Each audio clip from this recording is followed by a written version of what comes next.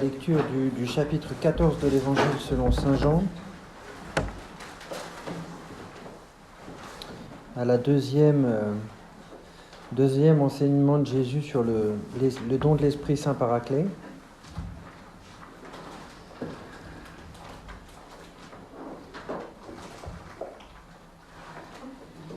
Et donc, je continue au verset 27. « Je vous laisse la paix, c'est ma paix que je vous donne. Je ne vous la donne pas comme le monde la donne. Que votre cœur ne se trouble ni ne s'effraie. Vous avez entendu que je vous ai dit, je m'en vais et je reviendrai vers vous. Si vous m'aimiez, vous vous réjouiriez de ce que je vais vers le Père, parce que le Père est plus grand que moi. Je vous le dis maintenant avant que cela n'arrive, pour qu'au moment où cela arrivera, vous croyiez. Je ne m'entretiendrai plus beaucoup avec vous, car il vient, le prince de ce monde. Sur moi, il n'a aucun pouvoir, mais il faut que le monde reconnaisse que j'aime le Père et que je fais comme le Père m'a commandé. Levez-vous, partons d'ici. » Donc Jésus parle de la paix qu'il veut donner à ses disciples. Un peu plus loin, il parlera de la joie.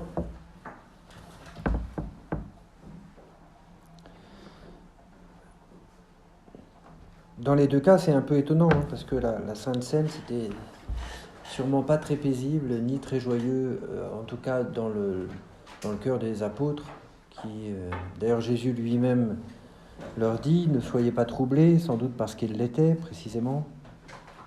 Ne vous effrayez pas, sans doute parce qu'ils étaient dans la peur.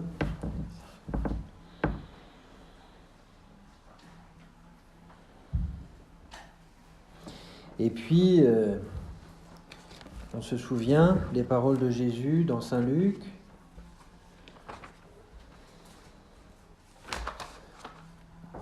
Quand il dit qu'il ne vient pas apporter la paix mais la division.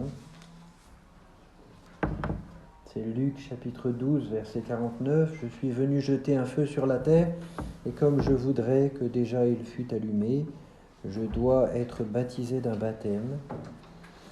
Quelle n'est pas mon angoisse jusqu'à ce qu'il soit consommé. Pensez-vous que je sois apparu pour établir la paix sur la terre ? Non, je vous le dis, mais bien la division. Désormais, en effet, dans une maison, de 5 personnes, on sera divisé, 3 contre 2 et 2 contre 3. On sera divisé, père contre fils et fils contre père, mère contre sa fille et fille contre sa mère, belle-mère contre sa bru et bru contre sa belle-mère. »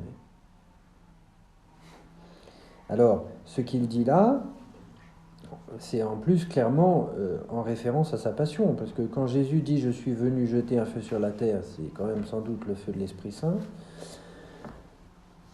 qui nous est donné à la croix, à la résurrection, à la Pentecôte, et puis je dois être baptisé d'un baptême. Quelle n'est pas mon angoisse jusqu'à ce qu'il soit consommé. C'est le désir de Jésus d'aller jusqu'au bout de ce pourquoi il est venu. Et ce baptême, c'est bien le baptême de sa passion. Ça fait référence. Enfin, on pense à ce que saint Paul dit, nous avons été ensevelis avec le Christ dans les eaux du baptême et nous sommes ressuscités avec lui. Et donc, en référence à sa passion, Jésus dit, je ne suis pas venu apporter la paix, je suis venu apporter la division. Étonnant. Jésus, pourtant, c'est le roi de paix. Vous vous souvenez peut-être de ce que l'Épître aux Hébreux dit de Melchisédek, donc préfiguration de Jésus dans l'Ancien Testament. Il est roi de Salem, c'est-à-dire roi de paix. Celui qui est le roi de paix, c'est Jésus.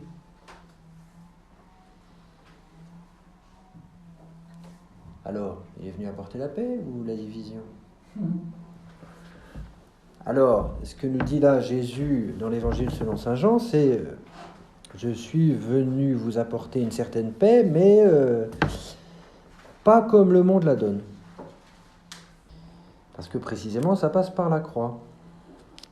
Et la croix, en soi, c'est pas très paisible. Parce qu'il y a quand même un fort paradoxe dans les paroles de Jésus. Il dit « Ne vous effrayez pas, ne vous troublez pas ». Et puis on va voir, quelques versets plus loin, il va leur dire « Vous allez être persécutés et les gens, en vous tuant, penseront rendre un culte à Dieu ». Mais bon, ça va, ne vous inquiétez pas. Un peu rude.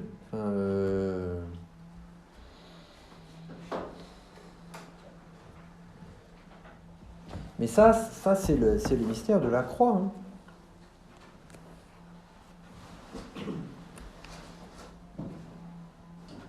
Que Jésus, lumière du monde, que Jésus, le Sauveur, que la plus grande manifestation de l'amour de Dieu, qui est le sacrifice de Jésus sur la croix, la plus grande révélation du Père, pour ceux qui n'ouvrent pas leur cœur, deviennent des obstacles et donc deviennent l'occasion d'un endurcissement, d'un rejet. Il y a un passage très mystérieux, je ne sais pas si... il me semble même que dans la lecture liturgique, il y a un verset qui est coupé de ce passage. C'est à la fin de la parabole des vignerons homicides, c'est dans Saint Luc, chapitre 20. Donc vous vous souvenez de la parabole des vignerons homicides, c'est le maître qui confie sa vigne à 10 vignerons, et au moment où il envoie ses serviteurs pour en récolter le fruit, les serviteurs sont rejetés, bafoués, lapidés, tués. Et puis pour finir, il envoie son fils. Et il tue le fils du maître de la vigne. Et la conclusion que Jésus donne, donc c'est en Évangile selon saint Luc, chapitre 20, verset 15, Jésus pose la question. Que leur fera donc le maître de la vigne ? Il viendra, fera périr ses vignerons et donnera la vigne à d'autres. À ces mots, ils dirent « À Dieu ne plaise ». Mais fixant sur eux son regard, Jésus dit « Que signifie donc ceci qui est écrit ? La pierre qu'avaient rejetée les bâtisseurs est celle qui est devenue pierre d'angle. Quiconque tombera sur cette pierre s'y fracassera, et celui sur qui elle tombera, elle l'écrasera. » Donc Jésus, il est la pierre d'angle. C'est positif, la pierre d'angle. C'est pas la pierre qui donne une stabilité, Mais cette pierre d'angle peut devenir une pierre d'achoppement et une pierre qui écrase, un rocher qui écrase. Jésus, il est pierre d'angle quand on le reçoit dans la foi, mais vous voyez, c'est ce que saint Paul dit à propos de la croix. Scandale pour les Juifs, folie pour les peuples païens, pour nous qui sommes appelés, elle est puissance de Dieu et sagesse de Dieu. Le Christ crucifié est puissance de Dieu et sagesse de Dieu. Et donc lui, ce qu'il veut nous donner, c'est cette paix dont il parle, ma propre paix. Mais si nous n'ouvrons pas notre cœur dans la foi, c'est pas la paix.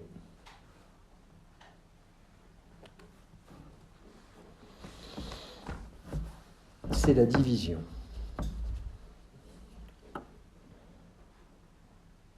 C'est peut-être d'autant plus pertinent d'insister là-dessus dans le monde dans lequel nous vivons, où on cherche beaucoup la paix quand même. Et cette parole dans les psaumes, recherche la paix et poursuis-la. La paix, c'est un bien humain, et quelque part, tous on cherche la paix, une certaine paix, parce qu'on en a besoin. Quand on vit sans arrêt dans l'hostilité, c'est difficile. Dans l'hostilité et la méfiance, c'est difficile. On a besoin de la paix. Et donc, il faut entendre ces paroles de Jésus. C'est ma paix. Je vous laisse la paix, c'est ma paix que je vous donne. Pas pour rien qu'on répète ça à chaque Eucharistie. Je ne vous la donne pas comme le monde la donne. Donc Jésus semble nous indiquer quand même qu'il y a des manières erronées de rechercher la paix.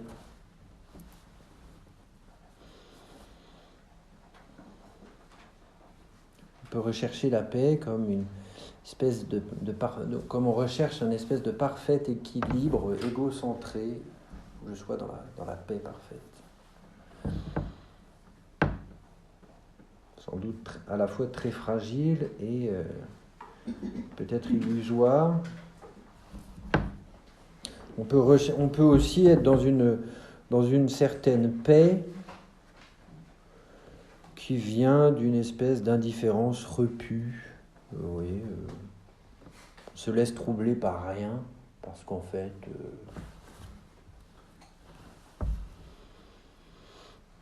on ne se soucie de rien. Blasé, vous voyez. Ça peut donner une certaine paix, ça. Enfin là, c'est pareil, hein, c'est une paix très superficielle, c'est pas une paix qui rend heureux. Hein. La paix de l'indifférence. La paix dans laquelle une espèce de fausse paix qui vient en fait d'une insensibilité.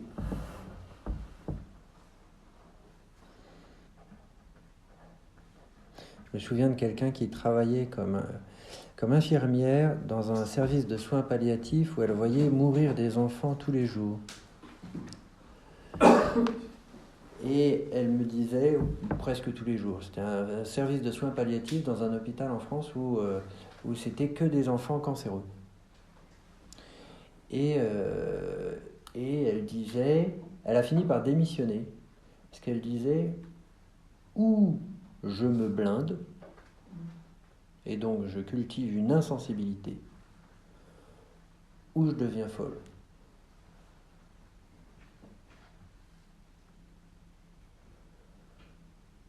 Alors peut-être la troisième solution, ou je vis ça avec le Christ.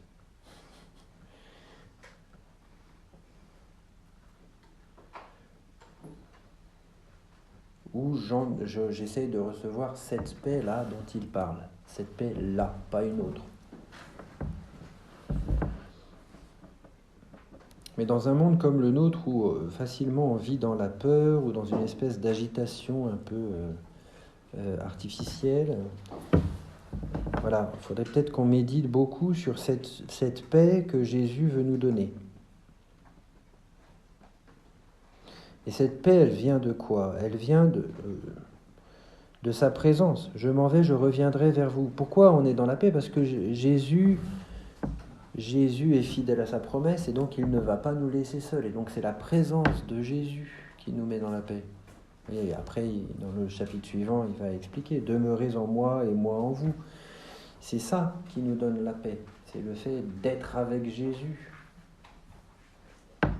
C'est la présence de Jésus dans l'Eucharistie, c'est la présence de Jésus dans nos frères, dans les pauvres, la présence de Jésus par l'action de l'Esprit Saint dans notre cœur. Le fait de garder sa parole, ça aussi, il l'a dit juste avant, puis il va encore le répéter après. Hein. Celui qui ne m'aime pas ne garde pas mes paroles. Et puis après, il va dire quoi ?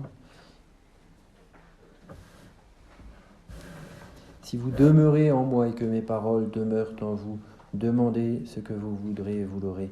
Donc, tous ces moyens pour nous de vivre dans la présence de Jésus, d'accueillir sa présence,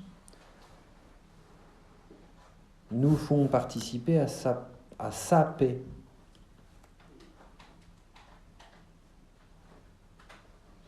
Nous font dépasser nos peurs et nos angoisses, nos inquiétudes, dans l'espérance. Vous voyez, l'espérance, c'est très concret, l'espérance. La foi sans l'espérance, ça risque d'être un peu théorique. Mais l'espérance, ça ne peut être que concret. L'espérance, c'est s'accrocher à Jésus.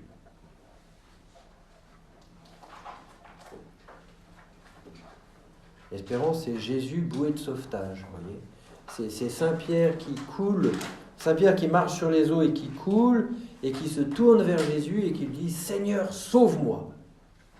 C'est concret. L'espérance, c'est maintenant Jésus est mon sauveur. Et parce qu'il ne m'abandonne pas, je ne suis pas perdu. Parce qu'il ne m'abandonne pas, je peux avoir la paix. Même au milieu de la tristesse, de la souffrance, du deuil, parce que Jésus est là, parce qu'il est fidèle, je m'appuie sur sa parole, il est fidèle à sa parole, je peux avoir la paix, je participe à la sienne. Vous voyez, ça me fait penser au martyr de Saint Étienne. Saint Étienne, le proto-martyr, dont le martyr est raconté dans les Actes des Apôtres.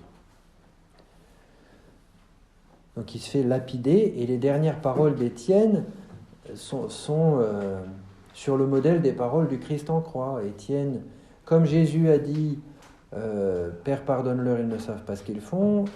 Étienne dit, Seigneur, ne leur compte pas ce péché.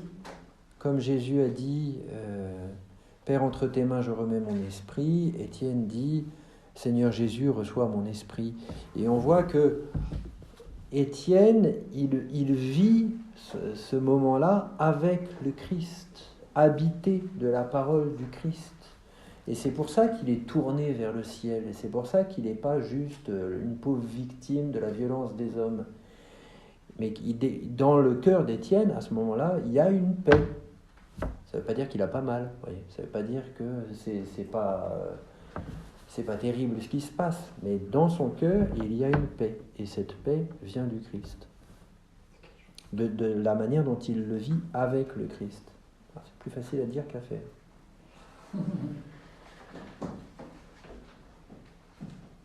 Parce que précisément, souvent, l'expérience de la souffrance ou de la tristesse va, là encore je ne veux pas plaquer mes propres tentations sur vous, mais va chez nous avec une tentation de se replier sur soi.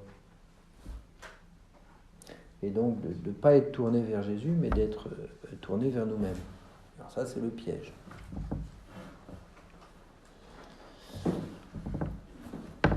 Alors, continuons avec le chapitre 15. Je suis la vigne véritable et mon Père est le vigneron. Tout sarment en moi qui ne porte pas de fruit, il l'enlève. Tout sarment qui porte du fruit, il l'émonde pour qu'il porte encore plus de fruits. Déjà, vous êtes purs grâce à la parole que je vous ai fait entendre. Alors, c'est un peu compliqué là, parce qu'il y a un petit problème de traduction. On a parlé de la pureté hier, et là, quant au verset 2, c'est marqué « Tout sarment en moi qu'il ne porte pas de fruit, il l'enlève. Tout sarment qu'il porte du fruit, il l'émonde. » En fait, dans le texte original, c'est « il le purifie ». Parce qu'en grec, tailler, émonder et purifier, c'est le même mot. Et donc, pour qu'il porte encore plus de fruits, déjà vous êtes purs grâce à la parole que je vous ai fait entendre. Donc c'est comme si Jésus parlait de deux aspects de cette purification. La parole de Jésus nous purifie, et puis il y a un travail du Père, le vigneron, qui travaille nos cœurs pour nous purifier. On a vu ça hier, on a vu que la pureté dont Jésus parle ne peut être réduite à une pureté morale, même si elle ne s'y oppose pas, et que cette pureté, elle est en devenir vers la pureté parfaite qu'on expérimente au ciel, dans la gloire, qui est décrite comme celle de la Jérusalem céleste dans l'Apocalypse. Et donc, la pureté dont Jésus parle, elle est quelque part toujours en chantier. Et elle n'est pas finalisée par elle-même, on voit bien ici. C'est pas une pureté pour le plaisir d'être pur, c'est pour porter du fruit.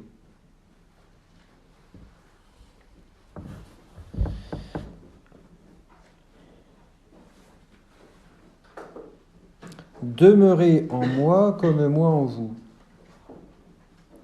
De même que le sarment ne peut de lui-même porter du fruit s'il ne demeure pas sur la vigne, ainsi vous non plus si vous ne demeurez pas en moi.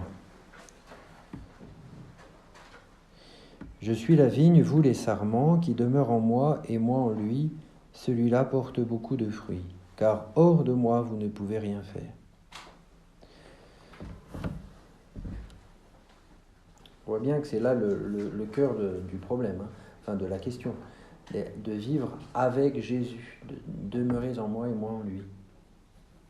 Hors de moi, vous ne pouvez rien faire. C'est une affirmation absolue.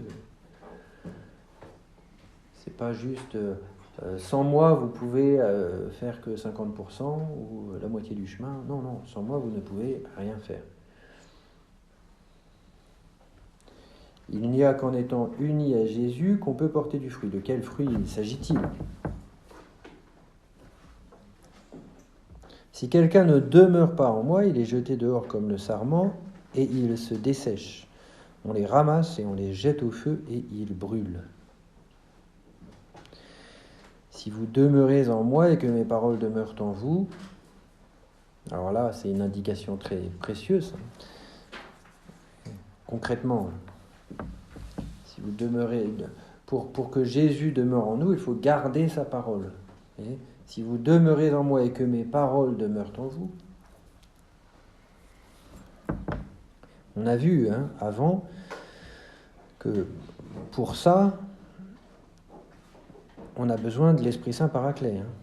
On l'a lu ce matin. Pour garder les paroles de Jésus, pour les recevoir comme une parole transformante.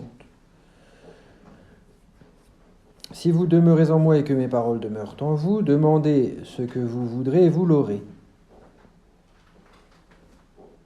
Ça aussi, on l'a déjà vu au chapitre 14. C'est la deuxième fois que Jésus a ce type d'affirmation dans le discours après la scène. Très absolu, demandez ce que vous voudrez, vous l'aurez. Mais si vous demeurez en moi et que mes paroles demeurent en vous, donc si c'est pas abracadabra et vous aurez ce que vous voudrez. Si vous êtes unis à moi, si vous demeurez en moi et que mes paroles demeurent en vous, si vous vous laissez transformer par ma parole, ce que vous voudrez, c'est ce que moi je veux. C'est la gloire de mon Père que vous portiez beaucoup de fruits et deveniez mes disciples. Encore la gloire. Donc là, c'est quelque chose de nouveau, parce que jusqu'à maintenant, Jésus parlait de la gloire qu'il recevait de son Père, il parlait de lui glorifiant son Père, et puis là, il semble nous indiquer que nous aussi, nous pouvons glorifier le Père. Comment ? En portant beaucoup de fruits. C'est que vous portiez beaucoup de fruits et deveniez mes disciples. Alors, qu'est-ce que c'est que ce fruit ?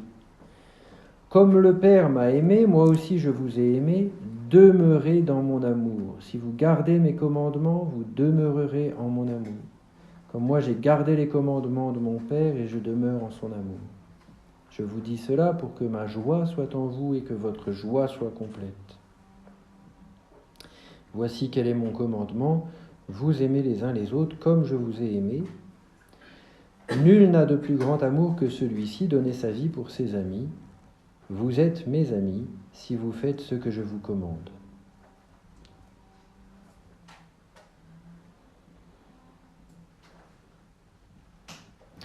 C'est sans doute ça le fruit dont il s'agit. Jésus a déjà dit plus haut, c'est par l'amour que vous aurez les uns pour les autres qu'on vous reconnaîtra pour mes disciples. Et donc, comment glorifions-nous le Père en nous aimant les uns les autres comme Jésus nous a aimés, et ainsi nous sommes vraiment ses disciples. Mais voyez, c'est complètement démesuré, la manière dont Jésus s'exprime là. Il nous parle comme si nous étions comme lui.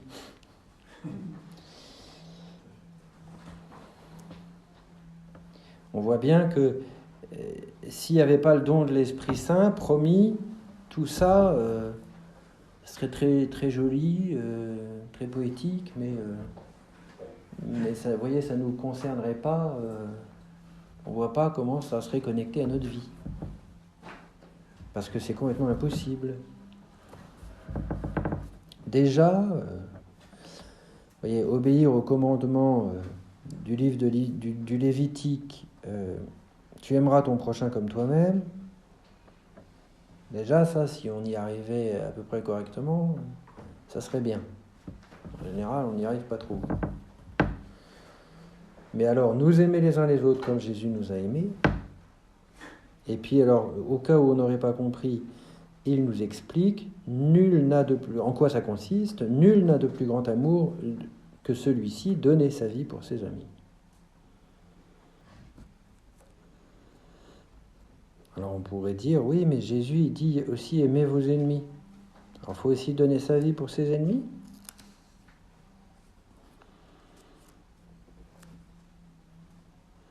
Saint Augustin, il parle de ça, il dit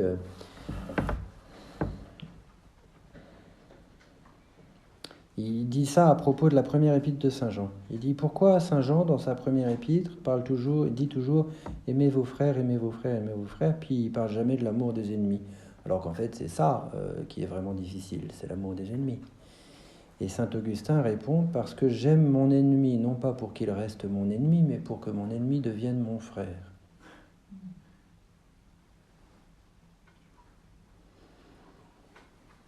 J'aime mon ennemi, en fait, j'essaye,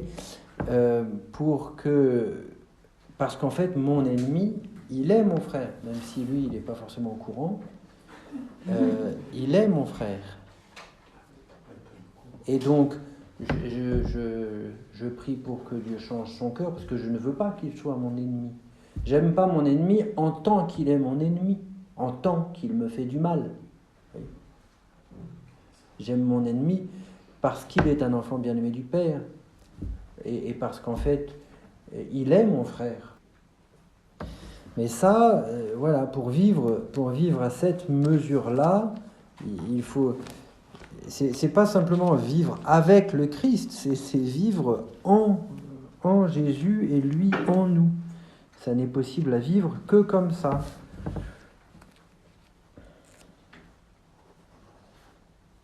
Et puis, il y a ce que dit Jésus ici sur la joie. Je vous dis cela pour que ma joie soit en vous et que votre joie soit complète. Je ne sais pas comment les disciples ils ont reçu ces paroles. Ça devait leur sembler bizarre quand même. Jésus venait de leur annoncer que l'un d'entre eux était un traître. Il leur avait déjà dit 3 fois qu'il allait être rejeté et tué. Bon, il leur avait aussi annoncé la résurrection, mais ils ne comprenaient pas de quoi il parlait. Donc, et il vient d'annoncer à Simon-Pierre qu'il allait renier 3 fois. Et maintenant, il leur dit, je vous dis tout cela pour que votre joie soit complète. C'est pas très joyeux, quand même. C'est un peu comme ce qu'on disait à propos de la paix. Ça n'est pas une joie... Il y a une joie qui est une question de tempérament. Vous voyez, il y a des gens, ils sont toujours joyeux.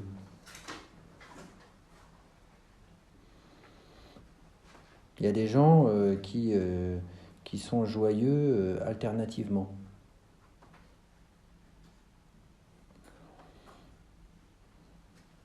Il y a des gens qui ont toujours l'air tristes. Et ça, c'est des questions de tempérament. La joie dont Jésus parle, là, c'est quelque chose c'est pas une question de tempérament. Vous voyez. La joie de me savoir aimé du Christ, de savoir que Jésus donne sa vie pour moi, de me savoir choisi par lui.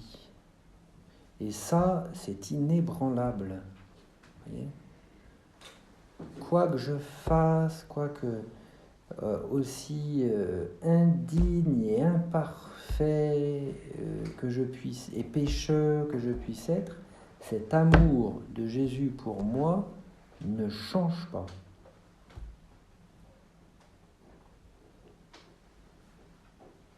Et donc ça donne une joie.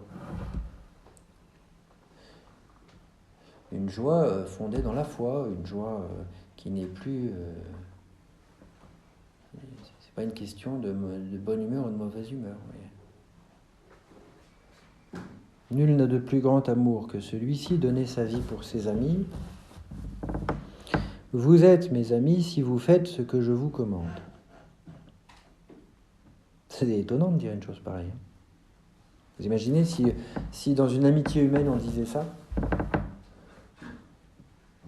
Tu seras mon ami si tu m'obéis dans tout ce que je dis. Cours toujours. Il n'y a que Jésus qui peut dire une chose pareille. Vous êtes mes amis si vous faites ce que je vous commande. C'est là qu'on voit que Jésus, c'était quand même un ami très particulier. Que l'amitié à laquelle il nous invite est une amitié très particulière. C'est une amitié avec Dieu. Je ne vous appelle plus serviteur, car le serviteur ne sait pas ce que fait son maître, mais je vous appelle ami, parce que tout ce que j'ai entendu de mon Père, je vous l'ai fait connaître. La profondeur d'une amitié, même d'une amitié humaine, on en juge à la profondeur de ce qui est partagé par les amis.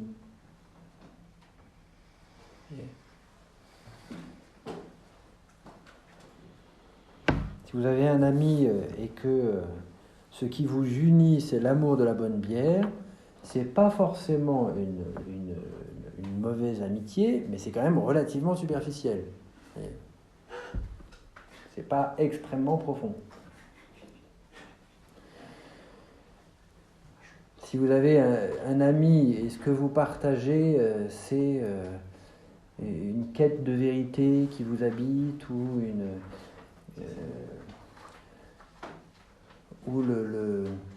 une œuvre commune à réaliser au service du bien commun, voilà, c'est nettement plus profond.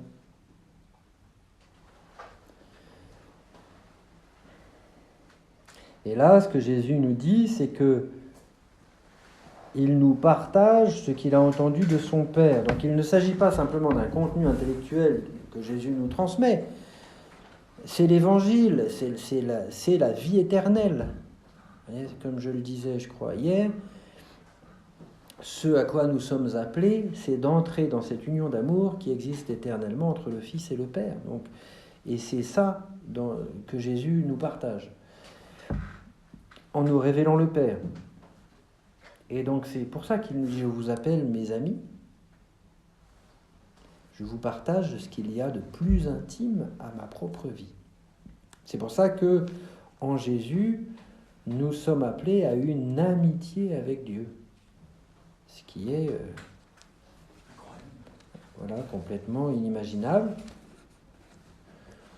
Aristote, dans l'Éthique à Nicomaque, quand il parle de l'amitié humaine, il dit je veux le bien de mon ami, mais il y a un bien que je ne veux pas pour mon ami, je ne veux pas que mon ami devienne Dieu, parce que si mon ami devient Dieu, il ne pourra plus être mon ami. Il y a trop de distance. Et bien Jésus, là, justement,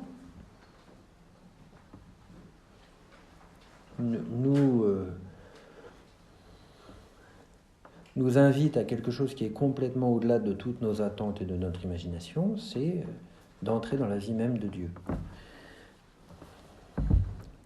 Ce n'est pas vous qui m'avez choisi, mais c'est moi qui vous ai choisi et vous ai établi pour que vous alliez et portiez du fruit et que votre fruit demeure, et afin que tout ce que vous demanderez au Père en mon nom, il vous le donne. Ce que je vous commande, c'est de vous aimer les uns les autres. Donc, à nouveau, tout ce que vous demanderez au Père en mon nom, il vous le donne. Mais quelle est la condition pour que cela se réalise ? Donc c'est la troisième fois que Jésus dit ça.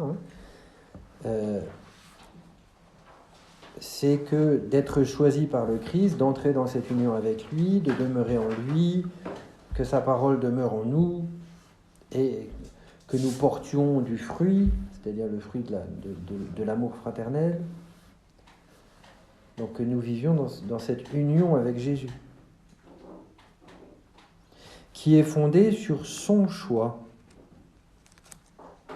et pas sur notre choix. Nos efforts et nos choix ne font qu'une partie de notre réponse au choix du Christ. C'est pas nous qui avons l'initiative, c'est lui. Et en fait, ça pratiquement aussi, c'est important parce que on peut, de manière un peu erronée, fonder notre vie spirituelle sur nos choix.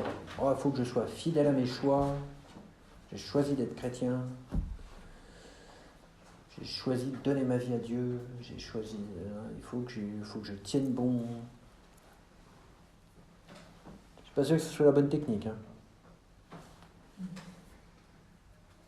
Alors, ça fait partie de la chose, mais il ne faut pas que ce soit premier, parce que ce qui est premier, c'est que Jésus m'a choisi.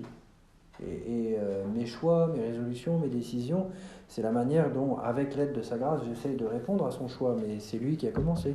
Voyez. Et son amour à lui, il est fidèle. Son amour à lui, il est inébranlable. Tandis que notre pauvre petite capacité d'aimer de créature, parfois, c'est un peu inconstant. C'est délicat parce qu'il ne faut pas non plus tomber dans une espèce de paresse spirituelle, s'imaginer que, puisque c'est lui qui fait tout, ça va, quoi. C'est bon. Moi, du coup, j'ai rien à faire. Non, c'est extrêmement exigeant puisque Jésus nous demande de vivre à la mesure de son propre amour. Donc, ça demande une qualité d'engagement. Je ne sais pas si vous avez déjà lu les manuscrits autobiographiques de Sainte Thérèse de l'Enfant Jésus. Alors, c'est très beau, c'est très beau, mais ça peut être un peu trompeur à première lecture, parce que elle dit toujours, oui, moi, je n'ai pas de vertu par moi-même, je n'ai aucune justice, je suis une pauvre petite qui n'a aucune dignité, et donc j'attends tout de Jésus. Et elle a cette image de l'ascenseur, vous voyez, je ne peux pas gravir l'escalier de la vertu, j'arrive même pas à franchir la première marche, et donc je me jette dans les bras de Jésus, et c'est mon ascenseur qui m'emmène directement. Alors voilà, c'est vrai, on est d'accord. Mais quand on lit ça, après, il faut lire tous les témoignages de ses sœurs qui l'ont vu vivre, Sainte Thérèse de l'Enfant Jésus. On avait lu une fois à Saint-Jodard les témoignages du procès de canonisation, donc de toutes ses sœurs. Et en fait, c'est quelqu'un qui avait une espèce d'exigence avec elle-même, qui essayait de vivre tout avec l'amour le plus intense, la plus grande ferveur. C'est pas du tout quelqu'un qui se la coulait douce, Sainte Thérèse de l'Enfant Jésus. De vivre chaque instant, chaque petite chose par charité. Donc en fait, de vivre de ce choix du Christ, ce n'est pas vous qui m'avez choisi, mais c'est moi qui vous ai choisi, de vivre de la primauté de son amour pour nous, implique une très grande exigence d'engagement, de réponse. C'est ce qu'on disait par rapport à l'Eucharistie hier. Le fait que Jésus se donne avec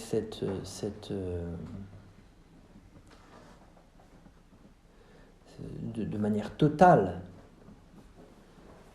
recevoir ce don de Jésus dans l'Eucharistie, c'est terriblement exigeant, parce qu'en fait, ça demande de nous donner en retour avec la même intensité. À mon avis, c'est parce qu'il y a l'Eucharistie que la vie chrétienne est quelque part toujours une consécration à Dieu. Pas que pour les consacrés, pas que pour les religieuses et les religieux, mais on est tous consacrés à Dieu par le baptême. Pourquoi ? Mais parce qu'il s'est donné totalement à nous, nous ne pouvons que nous donner totalement à lui. Alors, encore une fois, vivre à cette mesure-là dépasse de loin les capacités de notre nature laissée à elle-même, et donc ça n'est possible que avec Jésus, en Jésus. Sans moi, vous ne pouvez rien faire. Le sarment ne porte du fruit que quand il demeure sur la vigne. Si le monde vous... Donc on est au verset 18. Si le monde vous hait, sachez que moi, il m'a pris en haine avant vous. Si vous étiez du monde, le monde aimerait son bien, mais parce que vous n'êtes pas du monde, puisque mon choix vous a tiré du monde, pour cette raison, le monde vous hait. Rappelez-vous la parole que je vous ai dite, le serviteur n'est pas plus grand que son maître. S'ils m'ont persécuté, vous aussi ils vous persécuteront. S'ils ont gardé ma parole, la vôtre aussi ils la garderont. Mais tout cela, ils le feront contre vous à cause de mon nom. Parce qu'ils ne connaissent pas celui qui m'a envoyé.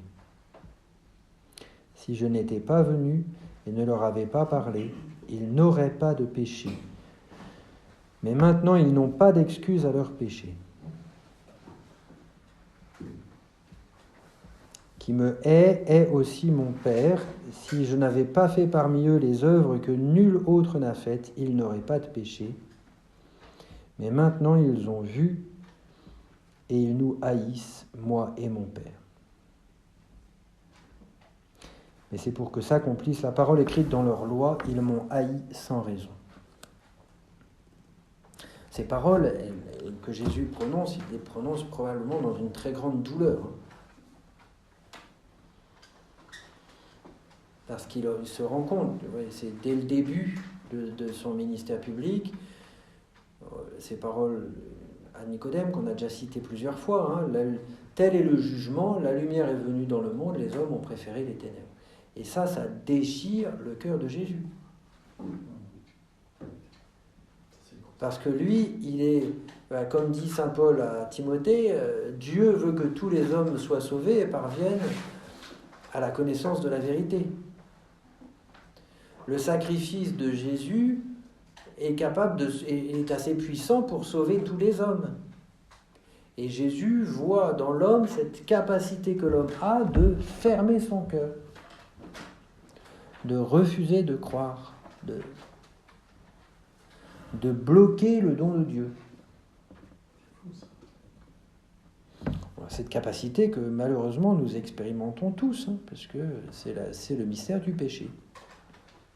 Capacité que nous avons à nous détourner de Dieu. Alors qui ne va pas toujours jusqu'à l'obstination dans le péché mortel, mais qui implique cette capacité en nous de fermer notre cœur à l'amour de Dieu, à sa miséricorde. Vous voyez, quand on va se confesser et qu'on dit l'acte de contrition,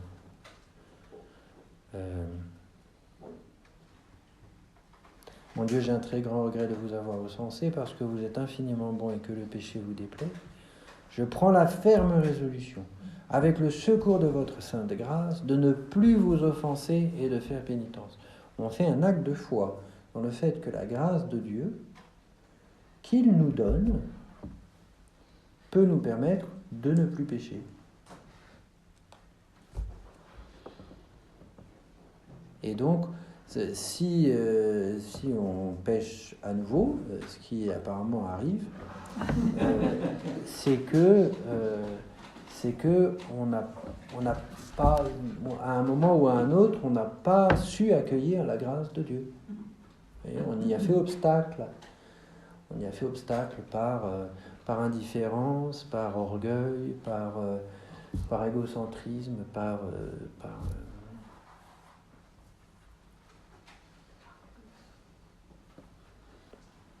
Donc ce mystère du péché,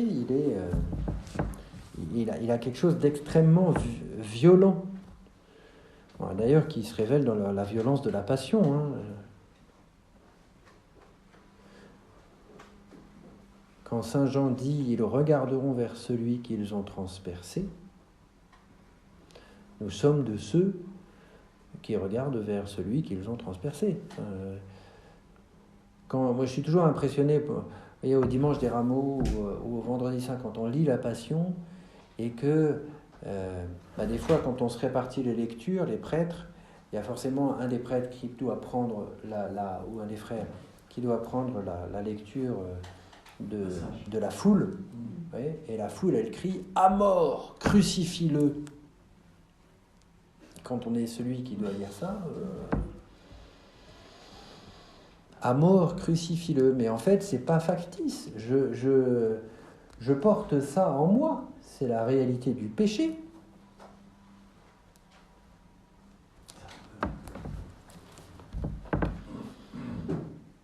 Je fais partie de ces gens-là, dont j'espère d'ailleurs beaucoup se sont convertis après. Quand on voit les milliers qui se sont convertis au moment de la Pentecôte, on se dit, apparemment, ils se sont quand même pas tous obstinés dans cette attitude-là. Je veux dire, on va continuer demain sur le Paraclet.